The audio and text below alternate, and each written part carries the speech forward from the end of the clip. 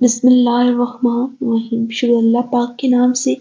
جو نہایت مہربان اور رحم والا ہے۔ آج کا جو ہمارا اسلامک موضوع ہے، واقعہ ہے، وہ ہے مفلس کون ہے۔ سرکار مدینہ حضرت محمد صلی اللہ علیہ وسلم ایک دن اپنے صحابہ کرام سے ارشاد فرمایا، کیا تم جانتے ہو کہ مفلس کون ہے؟ عرض کی، یا رسول اللہ صلی اللہ علیہ وسلم، ہمارے نزدیک مفلس وہ ہے جس کے پاس نہ تو دینار ہو نہ ہی درہم ہو۔ تو حضور پاک صلی اللہ علیہ وسلم نے فرمایا،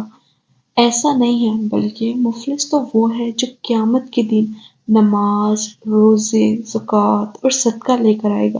لیکن اس نے کسی کو گالی دی ہوگی، کسی کو تھپڑ مارا ہوگا، کسی کا مال دبا لیا ہوگا اور کسی کا خون بہایا ہوگا، تو اس کی نیکیاں دے دی جائیں گی، اور پھر ایک شخص آئے گا، اسے بھی اسی طرح اس کی نیکیاں دے دی جائیں گی، یہاں تک کہ لوگوں کے حقوق ادا کرنے سے پہلے ہی اس کی نیکیاں ختم ہو جائیں گی، پھر